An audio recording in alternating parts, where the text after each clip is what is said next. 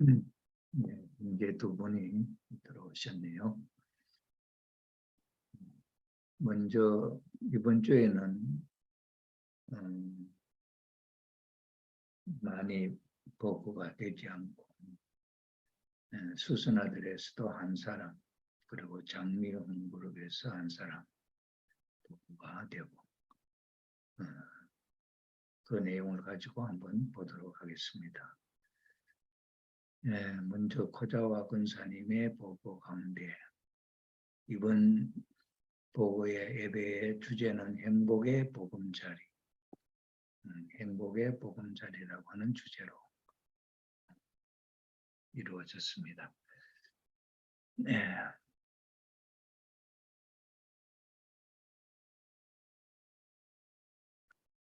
여기서 이제 요양보호사로서 활동하시면서 겪었던 내용의 한 부분을 소개하고 있습니다.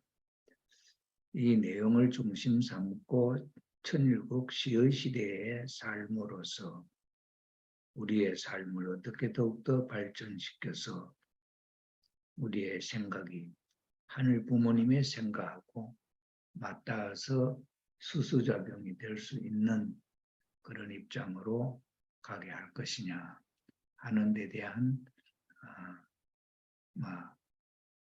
내용을 가지고 살펴보겠습니다. 여기서 내용을 보면은 이제 그 고객이 추석 때가 되어가지고 추석 반찬을 좀 만들어 달라고 하는 그런 요청이 있었는데 이 요청을 어떻게 처리를 하게 되었냐 하는 데 대한 보고가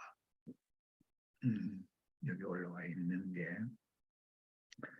이번에 그 내용의 핵심적인 내용은 중심령 분립을 통해서 과거에 내가 이러한 일이 있을 때 내가 처리할 수 있는 것하고 이번에 처리한 것하고 어떻게 다른가 하는 것을 잘 보여주고 있어요.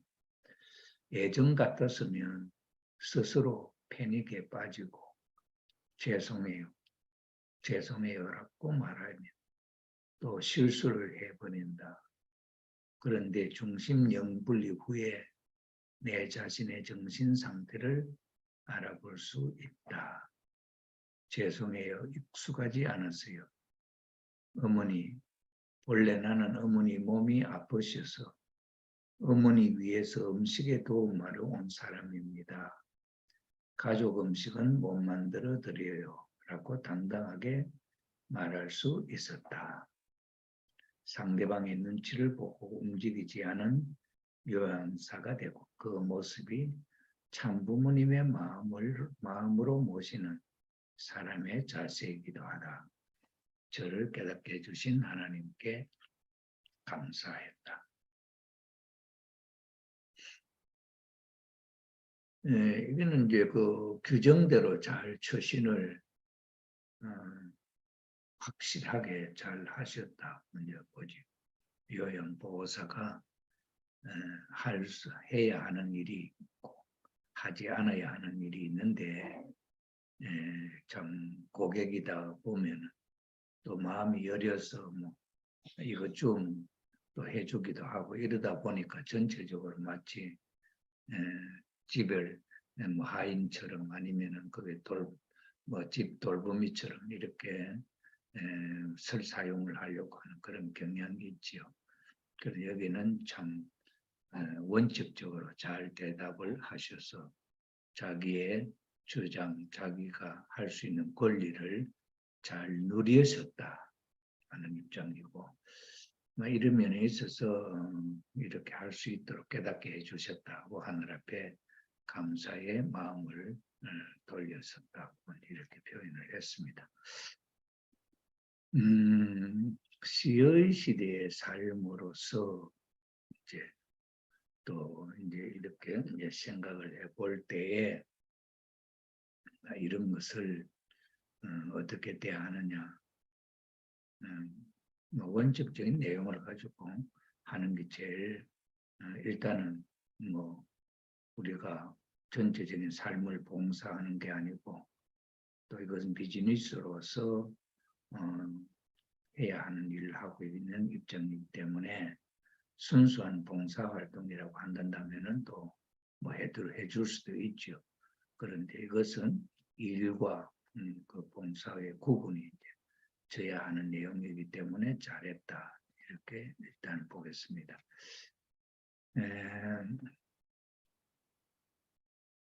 생활신앙 생각해 보기라고 하는 주제를 이제 새롭게 좀 하나 신설을 해서 내용들을 살펴보는 것으로 이렇게 만드는 것이 지난주, 이번 주에 여기에 보고된 주부터 시작되는 내용이다 이렇게 보는데요.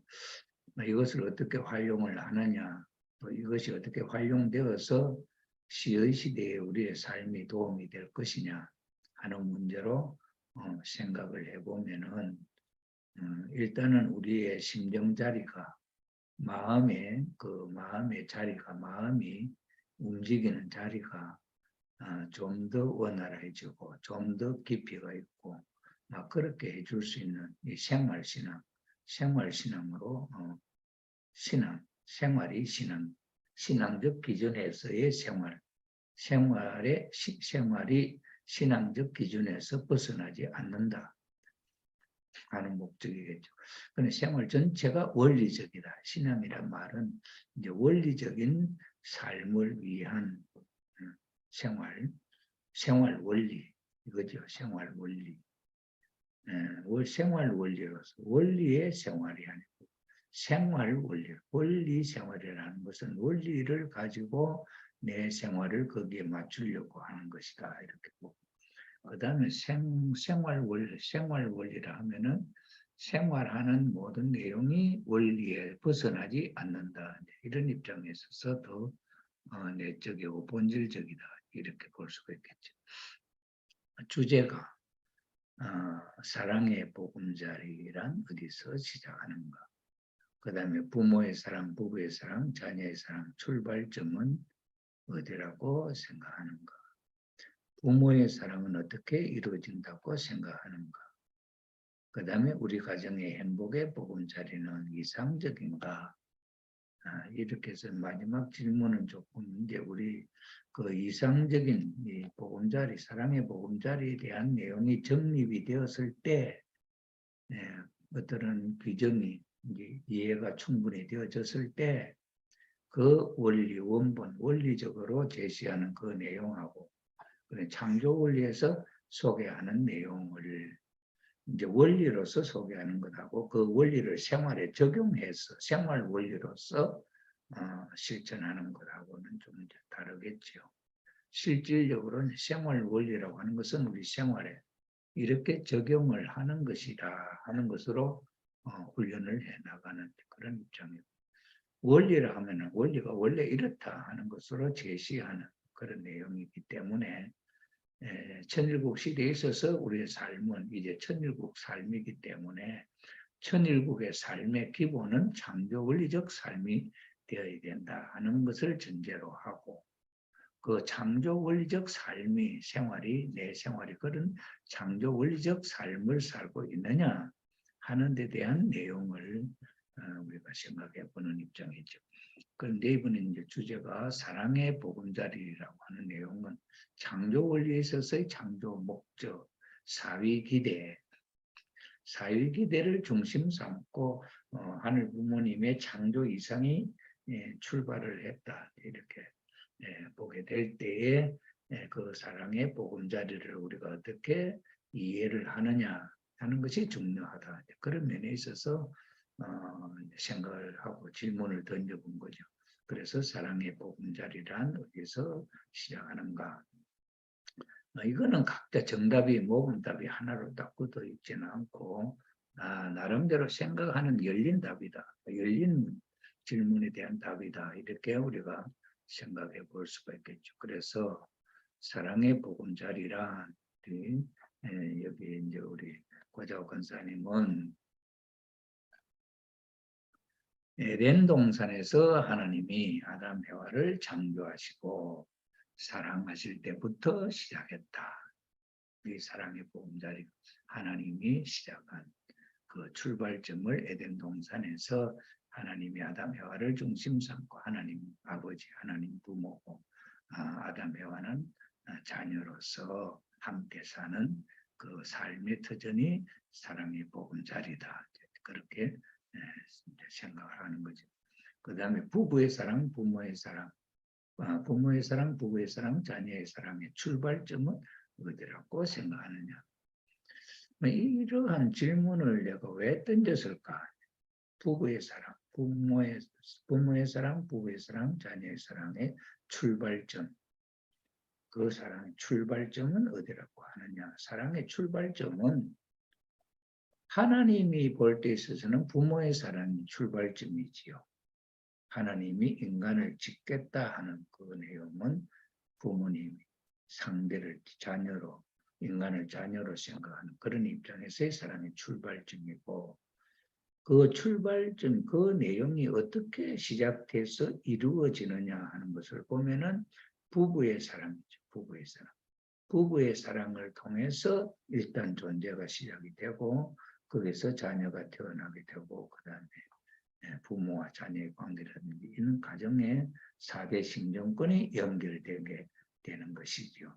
이런 면에 있어서 이런 어떤 이루어지는 사회기대의 형성의 내용, 형성의 원리를 이해한다고 한다면은 그런 입장에서의 자녀의 사랑의 출발점은 하나님이다고 할 수도 있고 부부다고 할 수 있고 부모와 자식의 관계 뭔 답을 하더라도 틀린다고는 아니지요. 이런 면에 있어서 이 사랑에 대한 내용을 더 깊이 생각해 볼 수 있는 그런 이제 문제가 그렇게 생각하는 훈련을 하기 위해서 이 제목을, 이 주제를 질문으로 채택을 했다. 저는 그렇게 그런 입장이죠. 그래서 부모의 사랑, 부부의 사랑, 자녀의 사랑, 출발점. 여기 어느 것이 제일 먼저 생깁니까? 부모의 사랑이 먼저 생깁니까? 부부의 사랑이 먼저 생깁니까? 자녀의 사랑이 먼저 생깁니까? 여기 생기는 게, 생기는 게 어디서부터, 어느 사랑이 먼저 생깁니까? 자녀의 사랑이 생기려고 하면 부모가 있어야 자녀란 말이 생기잖아요. 그죠? 그럼 부모의 사랑이 생기려면 또 어떻게 해야 됩니까? 자녀가 있어야 되죠. 자녀가 있으려면 부모의 사랑이 어떻게 해서 출발해? 부부의 사랑이 출발돼야 되겠죠. 그래서 부부의 사랑에서 이제 그것이 이제 이루어지면은 모르는 남녀 두 사람이 가족들을 구성하게 되는 사랑. 그 사랑이 이 사랑 중에서도 부부의 사랑은 특별한 사랑이거든요. 이 부부의 사랑은 나누어 줄 수 없는, 부부 외에는 나누어 줄 수 없는 사랑. 왜 그러냐? 성생활이 수반되기 때문에, 성생활이 동시에 이루어지는 사랑이 부부의 사랑이기 때문에 이 부부의 사랑은 자기 부부 외에는 할 수 없다. 이런 원칙, 창조 원리잖아요. 그럼 왜 부부의 사랑, 그 부부 외에는 사랑할 수 없다고 하는 이 원리가 어디서부터 출발했겠느냐 할 때는 그건 하나님이죠. 하나님 속에 내재했던 양성이 그 양성과 음성, 그 남성과 여성을 이걸 상대화, 대상화해서 실제적으로 사랑을 주고받는 사랑을 구상을 하고 그렇게 시도를 했던 출발점이 하나님 속에 있었잖아요. 그렇기 때문에 그 부부 외에는 상상할 수 없는 사랑. 그래서 부부의 사랑이라고 하는 것은 성생활이 수반되면서 이미 하나님 속에 절대적으로 남성, 여성으로서 있었던 그 사랑이 출발의 배경이 있잖아요. 그렇죠? 그러니 이 사랑의 출발점은 하나님인 동시에 그 다음에 그 사랑의 시발점은 실질적으로 나타나는 점은 부부의 사랑. 부부의 사랑에 의해서 자녀가 생겨나잖아요. 그죠?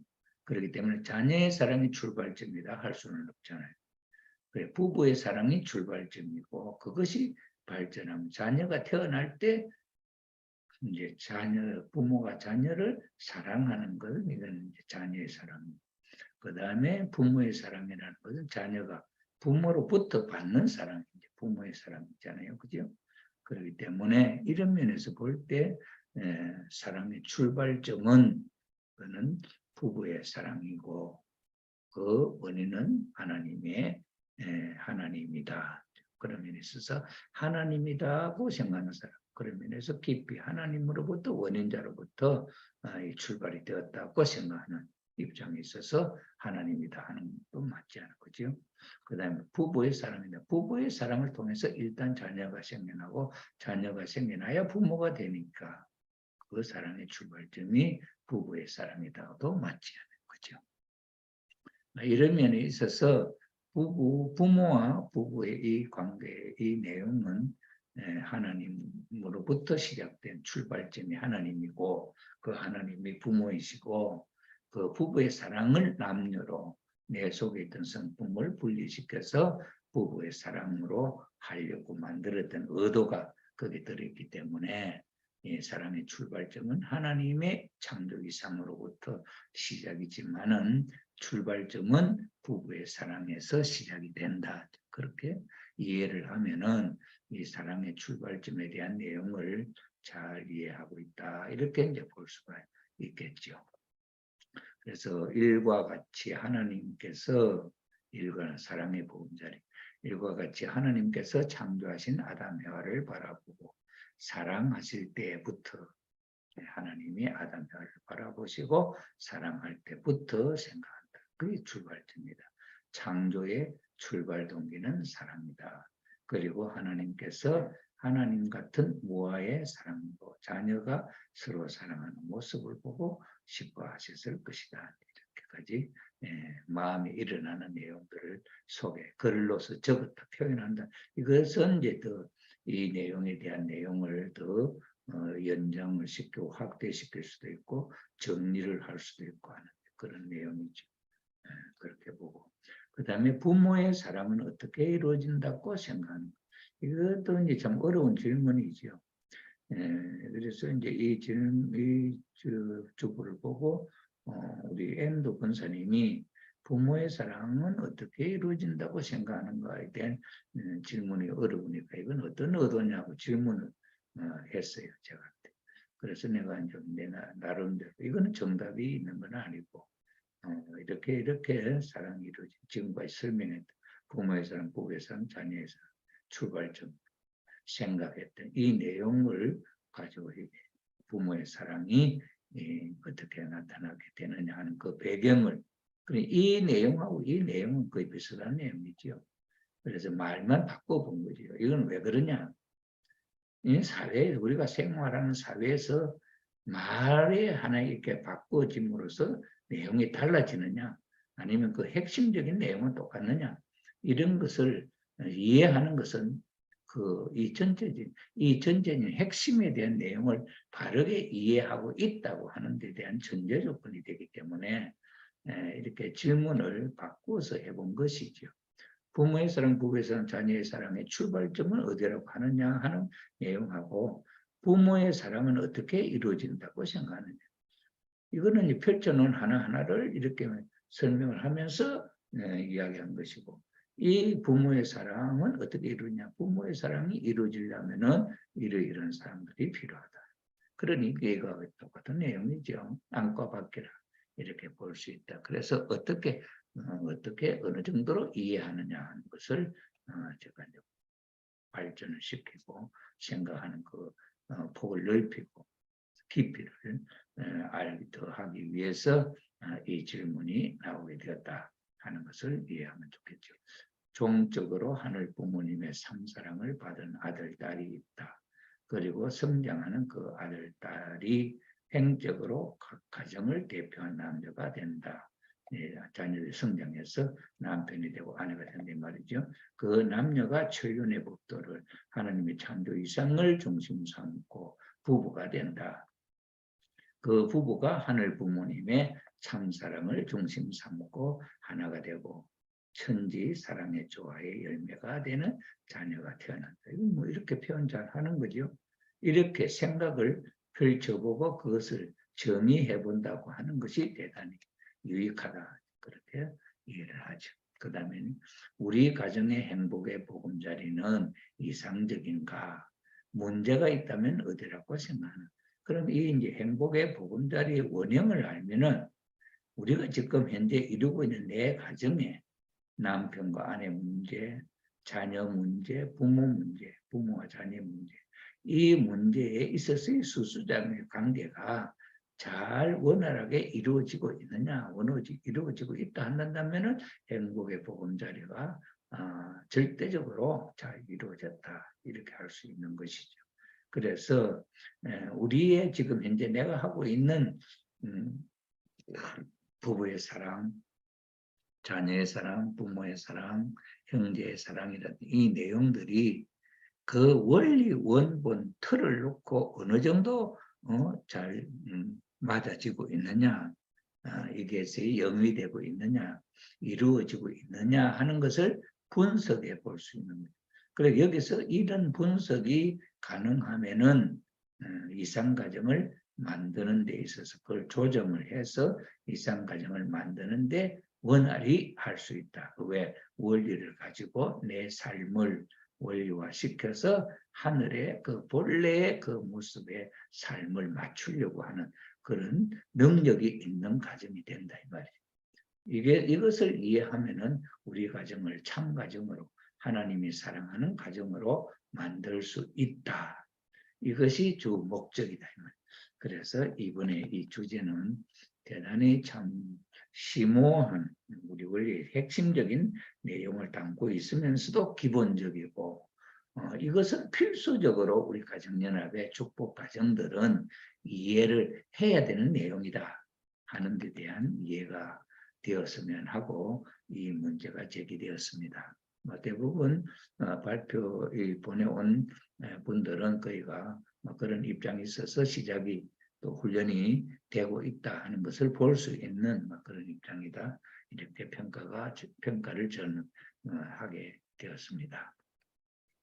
그 다음에 이제 엔도 권사님의 내용을 보면은 지난주의 삶에서 이제 제가 흔히 이게 하나님과 일문일답한 내용이 드러나고 있느냐 하는 것을 일단 지적을 하는데 이게 지난주의 삶보다 이번 주의 삶이 좋았던 것은 뭐냐 하는 이 내용의 의미는 하나님과 내가 일문일답을 하고 있는 그 내용의 형태적인 삶이 이 표현 속에 드러나고 있냐 하는 것을 진단해 보는 거예요. 그래서 여기서 이제 아기 돌봄 이제 하시는 일을 중심 삼고 생활적인 내용이었죠. 생활적인 내용 중에서 요즘은 이런 사람을 만나게 되어서 감사하고 행운이다.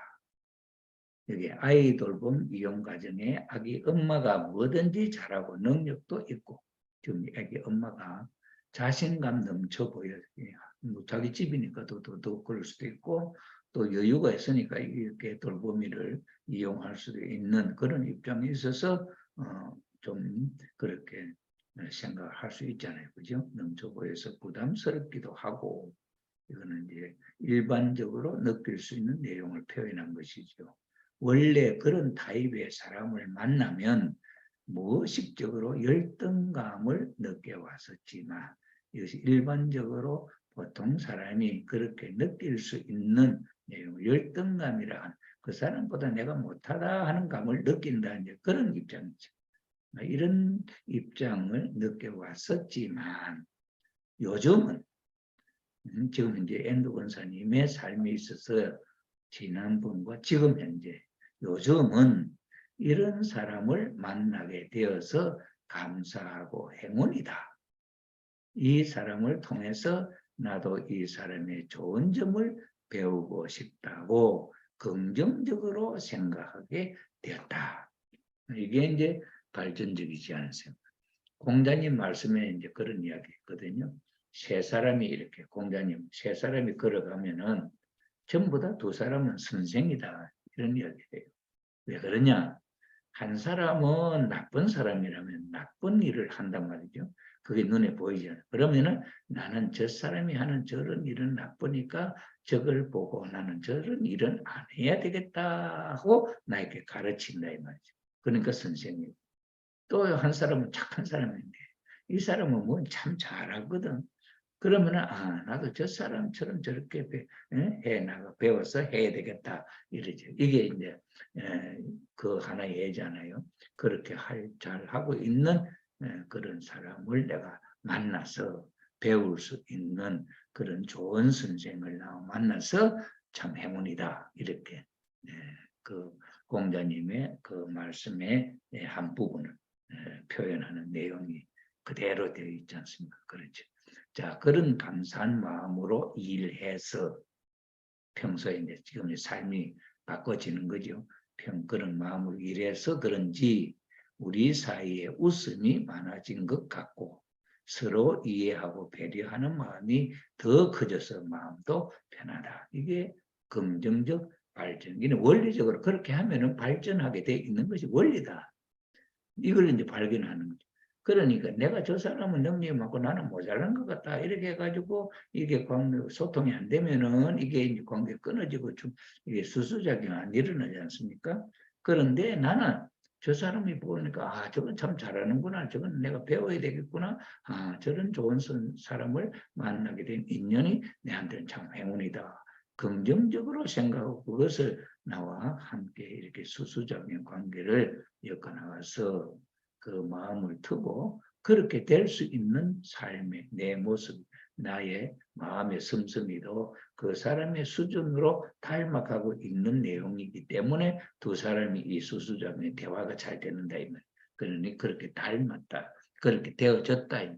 그렇게 나는 그 사람처럼 내 생각에 또는 내 삶의 내용이 그렇게 그 사람의 수준과 같이 대등하게 성장했다 이거죠.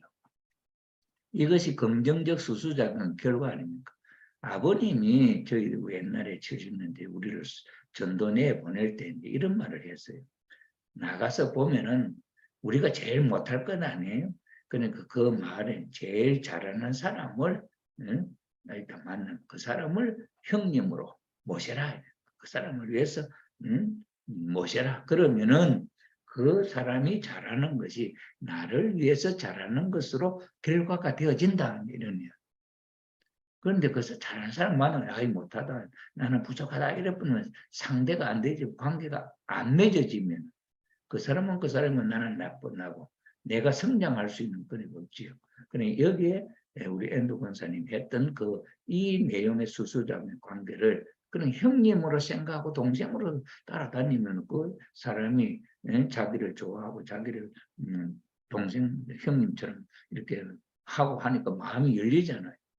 그렇게 해서 그 잘하는 사람의 내용을 하나님의 것으로 이렇게 수학을 할 수 있는 그래서 하나님과 관계를 맺을 수 있는 방법으로 끌고 가는 방법이 아버님 그렇게 배려를 해요. 그래서 그 이장님의 이장 그 동네에 똑똑한 사람을 전도해서 믿음의 자녀로 세우게 되거든요. 이런 수수작용의 방법을 아버님이 소개를 해주고 이게 이제 그게 뭐냐 공자님 말씀에 세 사람이 걸어가면 두 사람은 반드시 선생이다. 한 사람은 좋은 선생, 하나는 나쁜 일을 보고는 저렇게 하지 말아야 되겠다 하는 가르침을 주는 선생. 이런 관계로서 생활을 한다면은 우리 원리적인 삶으로 생활 원리로서 우리의 삶이 참 발전적이다. 이러한 내용을 그러면 이게 하나님과 나와의 관계 속에서 수수작용이 일어났다고 생각하느냐 안 하느냐 이거지. 나는 이것을 하나님이 이러한 수수작용을 일으켰다 생각하는 거죠. 하나님이 엔도 권사님을 통해서 메시지를 주고 그 메시지를 엔도 권사님이 실천할 수 있도록 이렇게 해 주셨다. 이렇게. 그래서 하나님은 이걸 읽어보면은 엔도 권사님이 스스로 이렇게 생각을 하고 한 것 같잖아요. 근데 이렇게 생각할 수 있도록 만들어준 분이 누구냐? 하나님이다. 그런데 하나님은 자신을 드러내지 않는단 말이에요. 자신은 드러내지 않으면서 엔도로 하여금 이렇게 느껴서 그런 수준으로 올라갈 수 있도록 리드하고 거기에 대해서 호응한 사람이 누구냐? 엔도라. 엔도는 하나님이 이렇게 원하고 거기에 대해서 호응을 했다. 그리고 여기서는 누굽니까? 그 돌봄 가정의 애기 엄마가 하나님 역할을 하는 거예요. 그래서 이 그런 면이 있어서 하나님과 일문일답의 수소작용 관계가 이루어졌다. 그런 내가 보는 시각에서는 그렇게 이야기할 수 있다 이 말이에요. 그럼 여러분들의 생각할 때는 어떻습니까? 여러분들의 생각이 그렇게 그런 방향으로 간다고 한다면은 그게 이제 하나님과의 관계 속에서 일문일답의 삶이 이루어지는 것이다 이거죠. 자, 그래서 이 내용을 본보기를 해서 소개를 해드렸습니다. 그다음에 이제 유민지 권사님에 있어서 여기도 이제 지난주에 이 내용 소개 한번 보죠.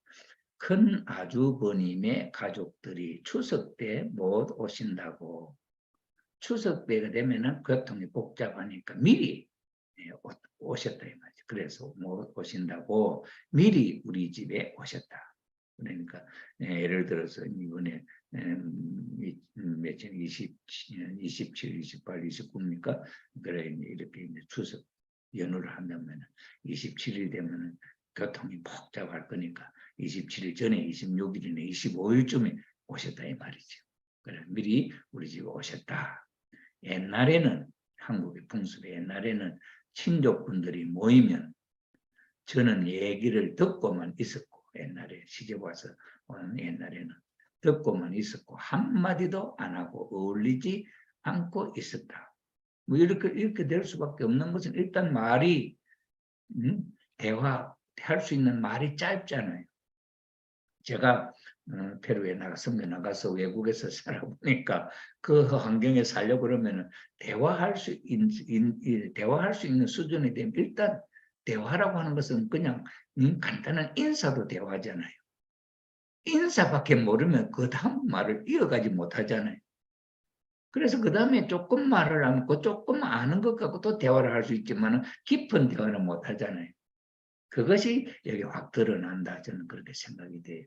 그래서 옛날에는 가족들이 와서 자기들끼리 이야기하고 있지만은 우리 유민주 권사님은 여기 어울리지 않았다. 그런 이야기. 그 다음에 지금 이제야 친족분들이 모이면 자기부터 유민주 권사님이 자기부터 얘기를 꺼내기도 하고 농담도 하고 농담도 할 줄 알고 그리고 사람을 위로해 줄 수 있게 되었고 옛날보다 조금 발전했는 것 같다.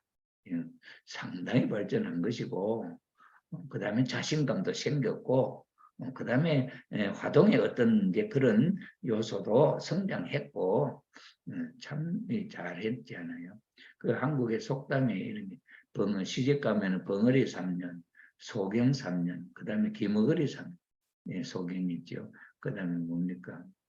눈으로 보는 것, 귀로 듣는 것, 말로 하는 것, 벙어리 3년. 이래서 10년 지나면은, 10년을 참으면은 그 집 가족이 된다. 인정을 받을 수 있다. 그런 이야기를 합니다. 그러니 무조건 시집 가서는 10년 동안 봐도 못 본 것, 그 다음에 들어도 못 들은 척, 아는 거 말하고 싶어도 말을 하지 않고, 그렇게 수양을 해야 그 가족의 구성원으로 인정받을 수 있다. 그런 입장에서 볼 때 처음에는 말하지 않고 어울리지 않고 한 이런 것이 그 10년의 세월일 수도 있다. 그죠? 그런 이유에 있어서 이제 가족의 한 부분으로 자기가 자리를 잡았지.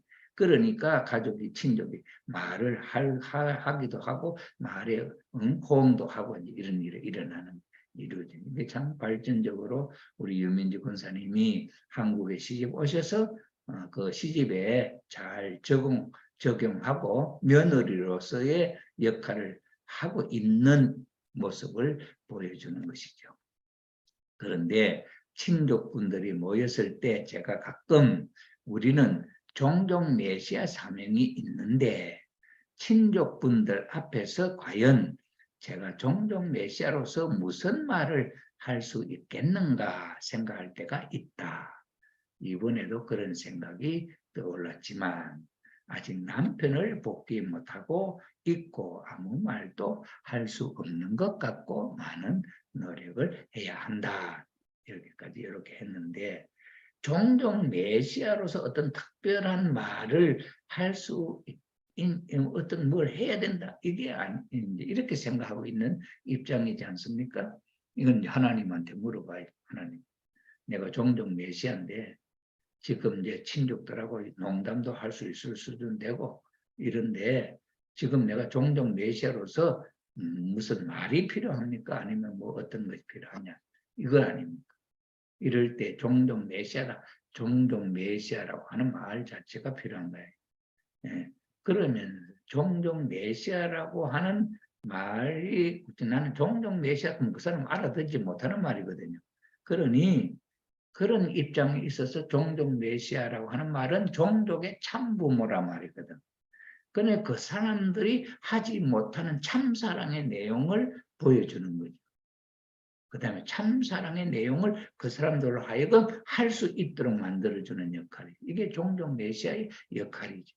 그러니 다른 사람들이 명절 때 와서 이 집에 와서 유민지 권사님하고 살면은 뭔가 지난번에는 무슨 뭔가 하나 깨달은 점이 있다 아니면 뭐 하나 이렇게 느꼈다 이런 이제 삶이 주어진다고 한다면은 그 종종 메시아의 역할을 잘하고 있는 거죠. 잘 그런 면에 있어서 그러니까 이제는 뭐 여기 뭐 책 잡히는 게 뭡니까? 남편을 복귀 못해서 이게 이것 때문에 못하는 거예요. 그래서 남편이 복귀가 되면은 부부간에 정말 잘 사는 모습, 예쁜 사랑의 모습을 보여주면은 그 종족이 부부는 저렇게 서로 위해주고 저렇게 사랑하는 관계구나. 이게 모델이 되어 배우잖아요. 이게 종족 메시아의 역할이지.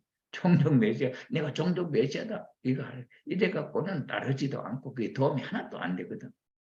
그런 면에 있어서 종종 메시아의 역할이라고 하려면은 종종 메시아는 메시아라고 하는 말은 기독교에서 구세주, 왕 뭐 이런 뜻 아닙니까? 그런데 메시아로 오셨던 예수님이 메시아로 끝난 게 아니고 그 메시아가 남자 메시아가 여자 메시아를 찾아서 가정을 이루려고 했던 것이 메시아의 오신 목적이잖아요. 예수님 오신 목적이 십자가를 지는 것이 아니고 예수님 오신 목적이 가정을 이루는 것이 아니에요. 그게 메시아의 목적이잖아요. 그죠? 그렇다면 예수님의 목적이 참 신랑으로서 신부를 만나서 참된 부부의 모습을 인류 앞에 보여주려고 하는 거지. 그래서 그 참된 부부의 모습을 통해서 자녀가 태어나고 그 자녀가 자라는 모습, 부모를 닮아 자라는 모습을 보고 그 자녀들이 부모를 사랑하고 그게 이제 행복의 보금자리에서 나타나는 내용들 아닙니까? 그게 종종 메시아가 해야 할 역할이고 그것이 하나의 모델이잖아요. 그런 면에 있어서 내가 종종 메시아로서 무슨 말을 할 수 있겠는가 생각할 때가 있다. 생각할 때라는 것도 말이 문제가 아니라 여기 있어서는 그 종종 메시아라고 하는 말의 의미가 참 부모다. 종족의 참 부모가 메시아가 오셔서 부모가 돼야 메시아 사명이 이루어지는 거죠. 그래 종족에 있어서 메시아라고 하려면 종족에 있어서 참 부모가 돼야 된다. 그러면은 유민지 권사님하고 남편하고 하나 되어 가지고 종족 메시아가 되잖아요.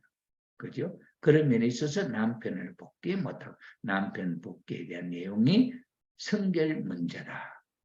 여기에다가 이제 기도에 초점을 맞추어야 된다 이 말.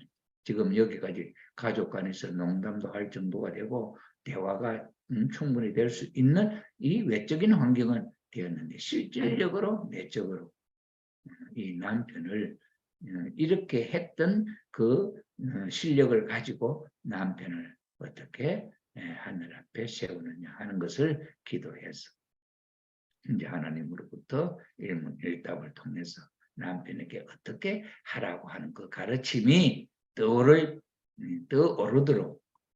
그러면 여기 종종 메시아로서 무슨 말을 할 수 있을까 생각한 이 내용의 시발점이 하나님이 이 말을 이런 생각을 하게 한 것이죠. 그러면 하나님의 메시지가 왔잖아요. 여기 메시지가 왔는데 그에 대한 답은 뭐예요?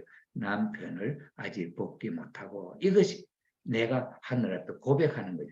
하늘이 나에게 메시지를 준 데 대해서 내가 내가 답할 수 있는 내용은 아직 남편을 복귀 못하고 하는 말이 나왔다 이 말.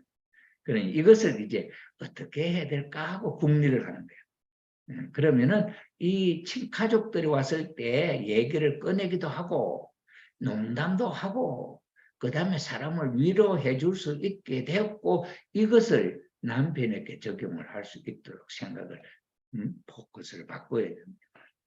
그러면은 그것이 하나님이 나에게 주시는 메시지에 내가 그에 대해 답을 하는 내용이 여기서 나온다. 그러니 친척을 만났을 때 이야기를 꺼내고 그 다음에 농담도 하고 그 다음에 위해 주기도 하고, 이것을 누구에게? 남편에게 시도를 해본다. 그것이 하나님이 원하시는, 이렇게 하도록 하나님이 엔도 권사님을 유도했잖아요. 마음밭을. 처음에는 아무 말도 못하도록 그렇게 돼 있었는데 이렇게 하게 됐잖아요. 이게 누가 한 거예요? 하나님이 만들어준 거죠. 하나님과 더불어서 이렇게 관계가 이렇게 됐잖아요. 이걸 유민지 권사님 느끼지 못한 거지.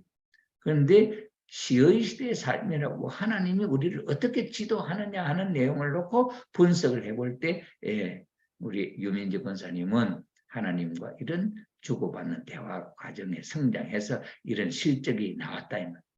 이 실적을 어디다 쓰라 하느냐? 하나님이 이번에 제가 종종 메시아로서 무슨 말을 할 수 있겠는가? 요 마음을 일으키고 이제 거기에 대한 답을 찾으려고 하는데 요 남편을 복귀 못하고 하는 문제를 고백을 하잖아요.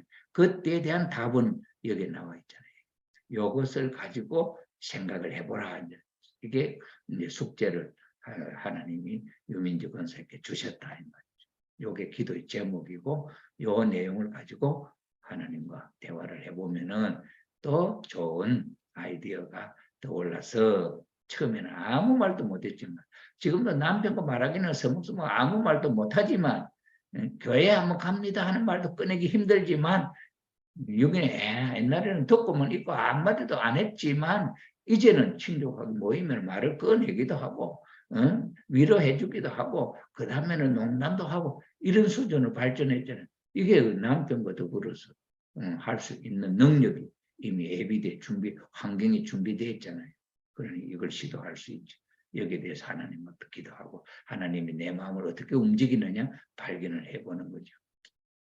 그게 우리 유민지 권사님의 과제다 하는 것을 생각할 수 있겠죠. 그 다음에 이제 우리 희나이 권사님 여기에는 이제 친정 어머니가 일반 병실로 옮겼다고 듣고 조금 안심했지만 이제 걷지도 못하고 사셔야 해서 정말 어머니에게 좋은 일인지 마음이 무겁다. 위급실이 중환자실에 있을 때 한번 생각해 보세요. 그래도 일반실로 옮긴 것이 훨씬 발전이 아니에요. 그런데 이제 그것으로 기쁨을 하늘 앞에 돌리면서 이제 생각인데 이게 한 발 더 먼저 나가버렸네. 그런데 어머니에게 좋은 일인지 마음이 무거웠다. 아직 지상에서 할 일이 있어서 살아계신가 생각도 들고 그것이 뭘까 생각하기도 했습니다. 나의 육신의 어머니지만 축복 가정을 낳고 키우고 당담의 길을 걸어오셨고 나는 그 기대 위에 축복 가정으로 살고 있고 그래서 그런 관점에서 신종종 메시아로서 이 일에 임해야 되고 더더욱 신종종 메시아 사명을 생각하게 됐다. 신종종 메시아의 사명. 그런데 여기서 이제 이 어머님과 떠나서 이 신종종 메시아의 사명 별개가 아니다. 별개가 아니다. 왜? 어머님의 지금 여기 보죠. 어머님이 위급한 환자로서 중환자실에 입원을 했다가 지금 조금 상태가 좋아져서 일반 병실로 옮겼다. 이게 발전적이지 않습니까? 그런데 이 어머니가 이렇게 되게 된 내용의 배경을 무엇으로서 지금을 보완을 해주느냐. 이거는 우리가 보통 보면 이게 성화식 때 어머님의 그 삶에 대한 내용을 더 값지고 더 하나님 앞에 자랑스럽게 만들어주는 내용이 이거거든요. 이거. 그런데 지금 이 내용을 스스로가 어머니와 딸 사이에 있어서 스스로가 이렇게 정의를 했다. 이건 대단하지 않습니까? 그러면은 이 내용을 하나님이 이 마음을 일으키게 해주신 하나님이잖아요. 그죠?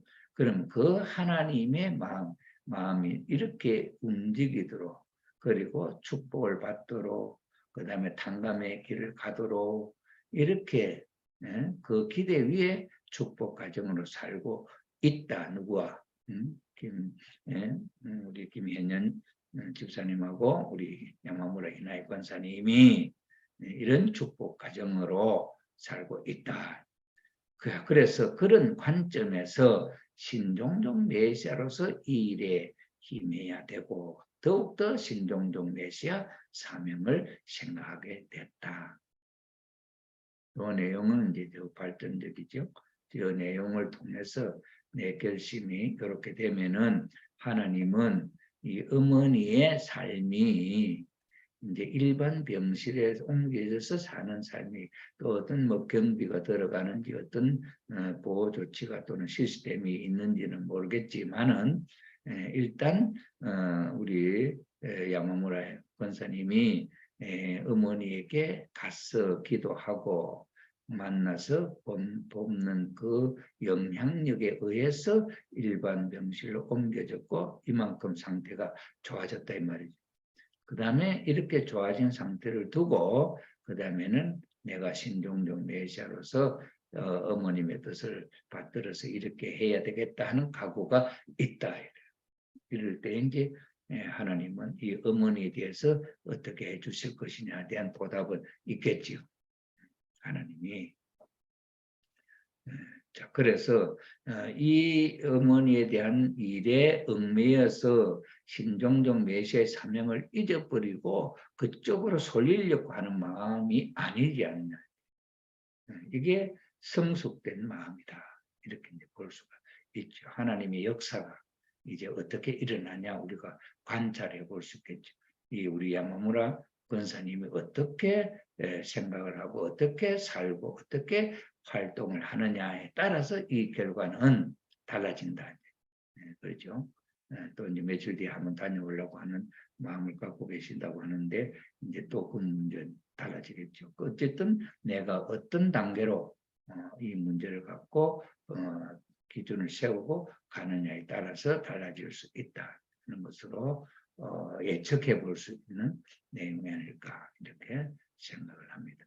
이런 입장에서 볼 때 있어도 하나님과 우리는 성약 시대, 지금은 이제 뭡니까 천일국 시대, 시의 시대의 삶의 내용이 우리 요즘 천심은 특별 철야 정성에 그게 쭉 지금까지 이제 그 700회 할 때까지의 그 노고라고 하는 건 참 말할 수 없지요. 그런데 어느 그런 터전이 닦아짐으로 말미암아 700회 이후에 있어서의 800회까지의 또 과정이다. 그 다음에 800회로부터 이제 800 지금 60 오늘 64회만 이제 65회쯤 되는데 이게 900회가 되면은 또 놀라운 하나님의 축복의 역사가 연결된다 이렇게 하거든요. 그런데 그 과정이 발전하면서 이렇게 달라지는 환경이 되는 것처럼 이제 역사하는 하늘의 역사하는 내용이 더 확실해지고 더 구체적이고 이렇게 나타나는 게 있잖아요. 이런 섭리의 흐름을 마음속에 담고 어머니와 이 딸의 관계가 그런 관계로 가면은 하나님이 이 어머니에 대해서 나타나는 것은 기적적인 역사로서 돌아가실 때 편안한 자연스러운 삶의 마지막 정리가 잘 될 수 있지 않겠냐 이렇게도 보죠. 제가 진주에서 한 어머니를 볼 때에 그 어머니의 삶이 참 아버님의 가르침의 핵심적인 사상을 알라스카 정신, 그 다음에 그것이 뭡니까? 내가 저 사람보다 내가 조금 더 일하면 저 사람이 편하다. 뭐 그런 생각이 참부모님의 생각이잖아요. 그렇게 살아온 삶이 돌아가실 때도 참 편안하게 자는 잠으로 그 다음에 어떤 병에 입원해가지고 고통 없이 그렇게 지날 수 있었던 삶으로 마무리가 되도록 해주셨다. 하나님의 사랑이, 가호가. 이런 면에서 볼 때 내가 어떤 마음의 자세로 점성을 드린 그 수준이 대상 상대에게 어떻게 나타나느냐 하는 것은 보여주는 좋은 결과다. 이렇게 저는 생각이 됩니다. 그 다음에 이제 우리 사사기 지역구 권사님이 보내온 내용을 볼 때, 여기서 원주랑 친구들이서 지금까지 살았던 집에서 나와 집주인이 같이 안 사는 둘이만 살 수 있는 집에 이사를 했다. 원주가 일 때문에 늦게 집에 오니까 친구가 혼자 먼저 청소를 했다. 집에 와보니 있었던 집주인 것에 프라이팬 4개 정도가 안 보여서 친구에게 물었더니 더러워서 버렸다고 한다.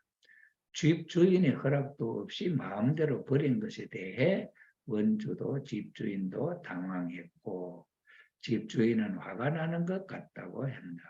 그래서 친구가 새 것을 사는 것으로 이야기가 됐는데 친구는 사러 가지도 않고 그냥 있는 친구를 보면서 원주는 가슴이 답답하고 지금까지 친구에 대해 서운했던 마음을 이야기해왔다.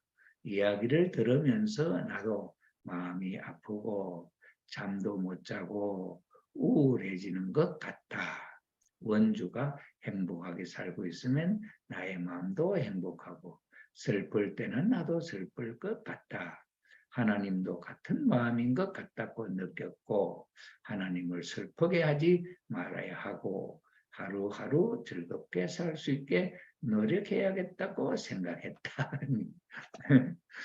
딸 자식의 삶에 대해서 이제 쭉 이렇게 그 다음에 그 영향력을 어머니가 어떻게 받느냐 그 다음에 그 내용을 하나님과 결부시켜서 우리 타락한 인간 때문에 하나님이 얼마나 슬퍼하시겠냐 여기까지 이제 이렇게 공명으로 이해를 한 거죠. 그럼 여기서 하나님이 우리 사사기 권사님에게 주시는 마음은 뭐냐?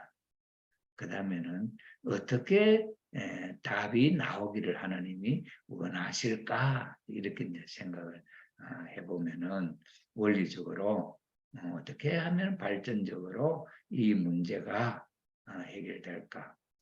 그럼 여기서 이제 친구는 뭐 전혀 이것저것 뭐 생각할 줄 모르는 사람이잖아. 원주는 이것저것 생각하는 사람이고, 그 다음에 어머니는 하나님처럼 보고 가슴 아파하는 사람이고, 이렇죠. 그럼 원주가 그럼 어떻게 해야 할 거냐? 원주가 이제 이거죠. 그럼 예수님은 한번 보시죠. 하나님, 사탄과 하나님, 예수님과 하나님 관계를. 그러니까 사탄은 예수님을 죽이려 하죠. 어렵게 하죠. 그렇죠? 그 다음에 심지어는 마지막 십자가에 달아놓고 옆구리 창도 찌르고 막 이렇게 하죠. 그럴 때 예수님의 마음은 어땠느냐?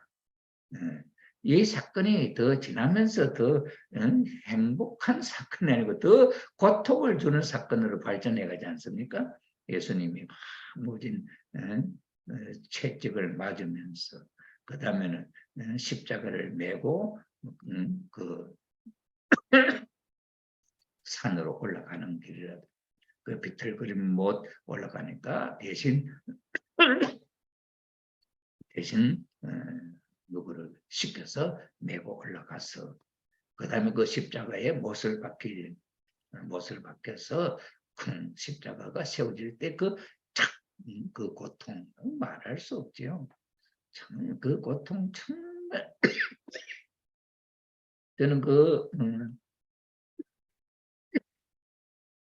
저는 예수님의 십자가의 그 고통 그 영화를 보면서 정말 막 살이 떨리고 정말 가슴 아프고 정말 다 상상할 수 없는 고통을 예수님은 마지막 순간에 저 고통을 당하셨구나 그런 생각을 하게 되고 그런 마음의 자세 그런 상황 속에서도 하나님 앞에 하나님이 자신을 버렸다 하나님이 버렸다 하는 것 아버님 말씀에 의하면은 그 흥남 감옥에 계실 때 하나님과 관계가 탁 끊어질 때 캄캄하더라. 그게 제일 두려웠고 제일 힘들었던 기간이었다. 하나님과 관계가 끊어졌어요. 그럼 하나님이 나를 모른다 할 때 아니냐. 예수님이 십자가에 달렸는데 하나님은 모른다 하는 순간 그때가 제일 힘든 거예요. 두려운 때죠. 그런데 그때 마음이 예수님의 마음은 하나님에게 하나님 아버지 어째 나를 버리시나이까 하는 마음의 자세가 표현으로 나타나 있죠. 그때 하나님이 버린 캄캄한 순간 천지가 십자가에 달렸을 때 하나님은 캄캄한 어둠으로 보여주죠. 3시간의 어둠 내성병력이 치고 비가 쏟아지고 그 하나님의 심정이 그럴 때 하나님은 예수님을 버리는 상태 그때 예수님은 하나님 앞에 죽으라고 창을 찌르는 입장에서 하는 그 사람을 원망하지 않고 하나님 저 사람이 뭔 일을 하는지 모릅니다. 용서해 주세요. 이렇게 마음을 썼다.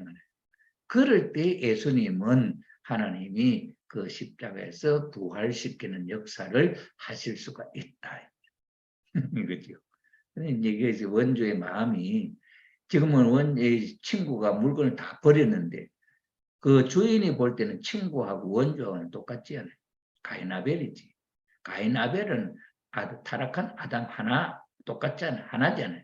그러니 친구하고 원조는 하나지 둘이 아닙니다. 근데 우리는 친구하고 원조를 분립해서 보지 않아요. 분립해서 보면서 어머니 사사께 어머니는 원조만 더 눈에 뜨이잖아요. 원조가 참 힘들겠구나 이렇게 생각하죠. 그런데 친구는 누구예요? 친구는 원조의 가인이지 가인. 원조의 마음에 악한 마음을 표시하는 게 친구, 선한 마음을 표시하는 게 원조다 이 말이죠. 이 두 사람은 원조다 이 말이죠. 그러면 이 원조 친구가 어떻게 되면 원조가 하나 되면은 누가 복귀 되는? 부모가 복귀 돼. 하나님의 마음이 편해진다고. 그 다음에 부모가 오실 수 있다 이 말. 그 부모가 오실 수 있다는 말, 그 환경에서 벗어나게 할 수 있다 이 말이잖아요. 그렇잖아요. 그죠?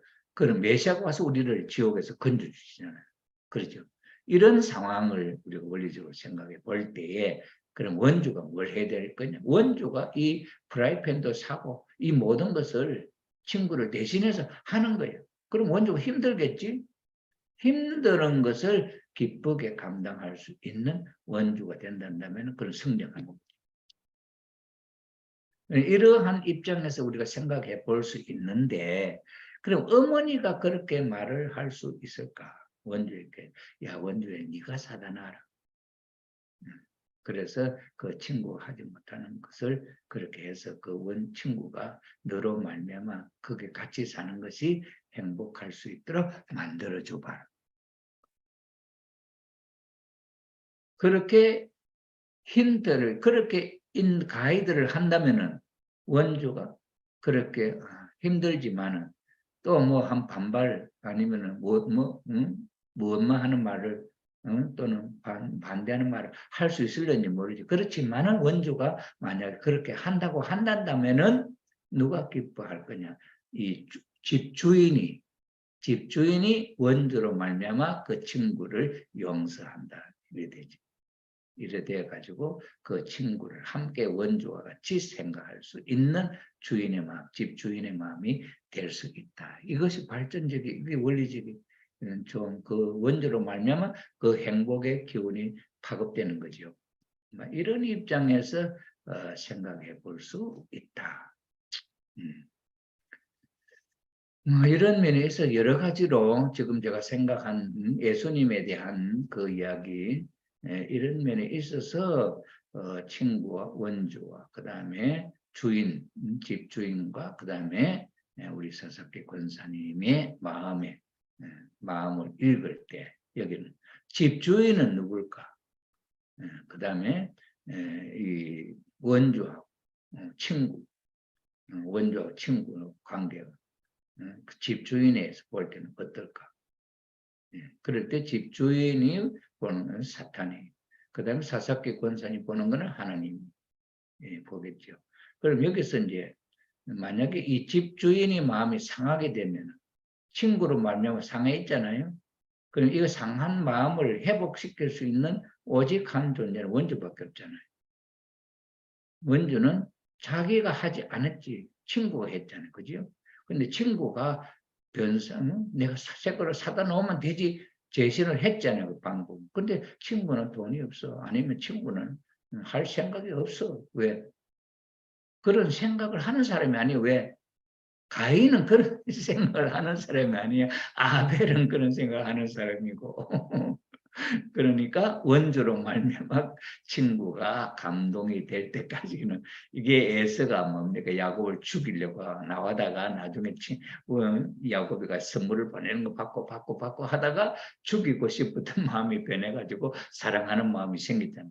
원래 에서 마음 속에는 사랑의 마음이 없었어요. 없어. 근데 그 사랑의 마음이 누구로 말미암아 생긴 거예요? 야곱으로 말미암아 생겼잖아요. 선물을 또 보내고 또 보내고 또 보내고 할 때 에서의 마음속에 죽이고 싶었던 마음이 사랑으로 바뀌었거든. 그래 원주가 지금 이제 그 친구를 놓고 친구가 해야 할 일을 원주가 대신하는 거. 그래 누구 앞에? 주인 앞에. 이런 면에 있어서 하나의 좋은 애가 되지 않겠냐. 이 내용을 잘 원리적으로 수습해 보면 어떤 결과가 나올까? 이거는 우리 사사기 권사님이 숙제예요. 우리 사사기 권사님이 이 원주를 통해서 부모 복귀가 어떻게 될 수 있느냐 하는 것. 그다음 원주와 친구를 어떻게 하늘 앞에 어렵게 세우느냐 하는 문제라든지 이런 문제를 풀어갈 수 있는 하나의 숙제로서 제시된다. 이걸 이제 어떻게 풀 것이냐 하는 문제가 있지 않겠냐 생각이 됩니다. 그 다음에 이마이 노부코 권사님이 하셨던 내용을 한번 보면은 지난주 산보다에게서 수요일 전심원 기도했대. 남편이 스튜디오에 가지 남편이 스튜디오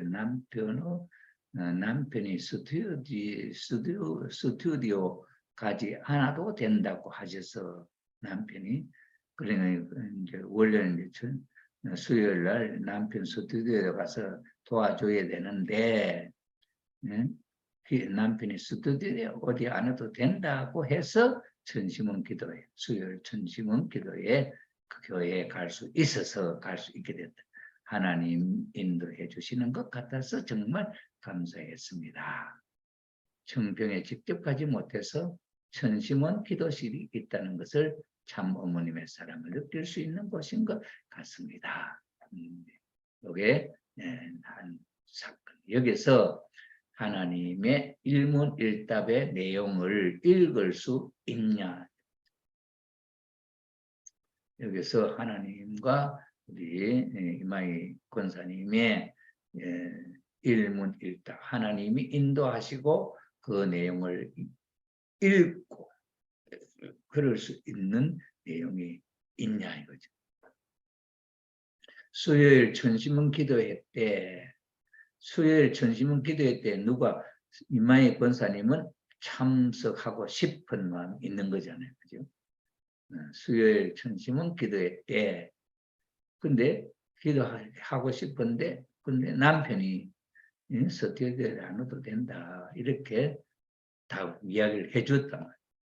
그러니 전심은 기도 때 남편이 스튜디오에 오라 하면 가야 되는데 남편이 스튜디오에 안 와도 된다 하니까 교회에 갈 수 있다. 이것이 하나님이 인도해 주시는 것 같다. 이렇게 느꼈다 이 말이죠. 그래서 감사했다 이거죠. 그리고 정시문의 축복을 참 어머님이 우리 동무산 교회 각 교회의 전시문 기도실에 은사를 주셔서 감사합니다. 그거지요. 이건 간편하게 하나님에 대한 하나님 교회에 갈 수 있어서 하나님이 인도해 주시는 것 같았어요. 하나님이 인도해 주시는 것 같아서 정말 감사했습니다. 누구는 마음을 누가 냈어요? 이마희 권사님이 냈죠. 수요일 천심은 기도회 때 기도에 가고 싶은데 마음이 갖고 있는 거죠. 그런데 남편이 스튜디오에 안 와도 된다 그랬죠. 그러니 교회 갈 수 있게 됐다. 그러면은 이걸 통해서 우리가 뭘 볼 수 있어요? 그러면은 다른 내용도 신앙적인 내용을 가지고 마음을 먹으면은 남편이 할 수 있도록 환경을 조성해주고 할 수 있게 된다. 일어날 수 있다. 그러면 하나님이 역사를 해주시는구나. 감사할 수 있죠. 여기에 수요일 천심은 기도에 이게 이제 주제입니다. 다른 무언가 바람이 어떤 교회나 아니면 무언가 다른 일에 대한 어떤 내용이 있을 때 그런 마음을 먹어보니까 남편이 그렇게 협조를 해주더라. 이게 나오면은 이제 하나님의 자기 마음에 대해서 하나님이 역사를 해주시는 걸 느낄 수 있다 이 말이잖아요. 그걸 이제 다른 거로 바꿔봐야지. 바꿔서 적용을 해볼 때 이게 맞아지느냐. 그 다음에는 남편을 데리고 교회에 나오는 작전은 어떤 마음을 먹으면 어떻게 역사가 일어날까 하는 것도 과제를 갖고 생각해 봐야지. 지금 이 수수작용이 일어났다고 하는 것을 일답의 내용을 여기 보호해 준 것도 아니잖아요. 보호해 준 것이잖아요. 여기는 간단히 수요일 천심은 기도에 가는 것을 놓고 남편이 그렇게 협조를 했다. 이걸 하나님의 역사다. 이렇게잖아요. 그죠? 그러면은 다른 내용을 갖고도 시도를 해봐라. 그럴 때에 이러한 일들이 일어난다고 한다면은 그것을 기반으로 해서 하나님과 많은 일들을 할 수 있자. 이렇게 생각이 되자. 자, 이래서 오늘 지금까지 보고 들어온 내용을 가지고 피드백, 수수작용의 하나님과 일문일답의 내용을 우리가 느낄 수 있느냐 하는 데 대한 내용을 이렇게 하는 이제 찾아서 봐서 우리가 생각을 했잖아요. 이 훈련이 계속적으로 이제 되어져야 되는 것으로서 우리가 생각할 수 있죠. 이제 이번 주의 주제가 세계 심판의 절대적 권한 참가정이라고 하는 주제로 말씀이 나갔습니다. 이 세계를 심판할 수 있는 절대적 권한을 갖고 있는 것이 무엇이냐? 개체 가지고는 안 됩니다. 참된 가정입니다. 참된 가정이 세계를 심판할 수 있는 절대적 권한이라 이 말이죠. 그래서 사탄도 무엇을 치고 나오느냐? 가정을 칩니다. 사탄이가 무엇을 치고 나오느냐? 사탄이가 가정을 친다는 거야. 그럼 어떤 가정을 치느냐? 절대적인 참가정은 못 치잖아요. 그죠? 그럼 사탄이가 치고 나오는데 뭘 치느냐? 가정을 친다는 거예요. 그럼 어떤 가정을 치느냐? 절대적이지 않은 가정을 친다는 거죠. 그런 게 어떻게 됐습니까? 오늘 사회가 어떻게 됐습니까? 절대적인 가정이 아니니까 전부 다 쳐서 하나하나를 다 분해시켰잖아요. 그게 뭐 성평등이야. 부모는 자식도 몰라보고 남자 여자 뭐 이것도 구분도 없이 망치는 사탄의 환경을 100% 만드는 이런 역사가 일어났잖아요. 우리 사탄의 역사예요. 사탄이 무엇을 치느냐? 가정을 쳤다. 가정. 사탄이가 옛날에 공산주의 사상이 출발했을 때 민주주의, 자본주의 이제 자본주의 세계에서도 노동 유물론에서 제시하는 모든 그 역사 발전의 법칙이 정반화 법칙이 다 그대로 이루어질 줄 알았는 거예요. 가난한 데서는 그렇게 이루어지는데 부자 나라는 안 되는 거야. 그러니 그때 이 사상으로는 안 된다, 실패다 하는 것을 자인하고 그러면 이 자본주의를 무너뜨릴 수 있는 내용은 뭐냐 생각한 거예요. 그게 뭐예요? 그게 가장 파탄이에요. 윤리적으로 무너뜨려야 된다. 이걸 생각한 거예요. 사탄이. 그래서 사탄이가 뭘 치냐? 가정을 친다. 자, 그래서 가정을 이뤘다가 하나 되지 못하면 파탄되는 것입니다. 부자 간에, 부부 간에 가정 전체의 파탄을 가져온다는 것입니다.